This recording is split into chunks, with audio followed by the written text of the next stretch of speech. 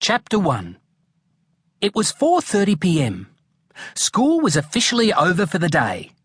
So why was Zach Power still stuck in a classroom pretending to look interested in fractions? Stupid homework, he huffed to himself. Kids whose parents worked late went to after-school care and finished their homework while they waited to be picked up. But really, Zach didn't need any teacher watching him while his parents were working. After all, he was a top international spy who'd been on heaps of missions by himself. Zach's brother Leon and their parents were spies too. They worked for the Government Investigation Bureau, or GIB for short. Zach's parents were taking an advanced code-breaking course, so Zach had to attend after-school care all week, even though he was 12 years old. Miss Tran, Zach's teacher, was supervising the group that day. Zach heaved a gusty sigh and flicked open his maths book. Miss Tran looked over at him and smiled. "Isn't learning maths fun?" Her eyes seemed to twinkle. Zach tried to keep his eyes open, but it was so hot in the classroom. The air stank of ripe bananas and other people's feet. Suddenly there was a knock at the door, and it swung open to a stern figure in a skirt and suit jacket. Mrs. D'Souza, the school principal. "Zachary Power," said Mrs. D'Souza. "Please step outside for a moment." Zach sat bolt upright. Zachary? This must be serious. Only his parents called him Zachary, and even then only when he was in big trouble. The other kids stared as Zach leapt up. Zach racked his brains for what he could have done. He'd missed a lot of school lately. He'd been so busy on important international missions. But he didn't think he was failing or anything.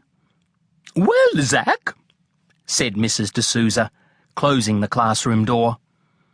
"I don't usually interrupt the after-school program, but the young girl who delivered this insisted that I give it to you straight away." Phew! He wasn't in trouble after all. But what was she giving him? "What was her name again?" "It started with a C," said the principal, vaguely. "Never mind," she finished, handing Zach a glittering gold envelope. Splashed across the front in curly black letters were the words, "For the urgent attention of Mr. Zachary Power." His next mission from GIB? It had to be, although it was weird that everyone was calling him Zachary all of a sudden. Zach didn't think about it too long.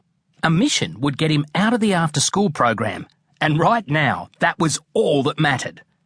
Zach tore open the envelope. But it wasn't a new mission. It was something even better. To thank you for so many spying missions accomplished, GIB invites you to the premiere of a blockbuster movie, Covert Operations. Where? Nightshade Theatre, Hollywood. When? 5 p.m. tomorrow. Dress? Formal. Transportation? Provided. Awesome!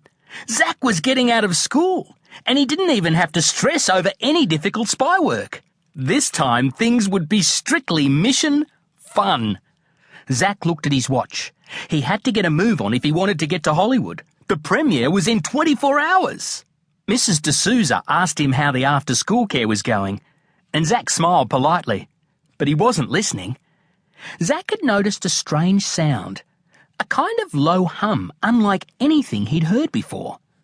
It was a bit like an engine, but it didn't growl like the fighter jet Zach had trained on. It wasn't an ordinary passenger plane either. "I should probably get going," Zach said, waggling the gold envelope at Mrs. D'Souza. She nodded and stalked away. Zach fished around in his pocket for his spy pad, the mini computer that all GIB spies carried. It had heaps of cool functions, including a powerful mini telescope. If there was some weird aircraft in the sky, Zach would easily be able to spot it. Zach raced outside.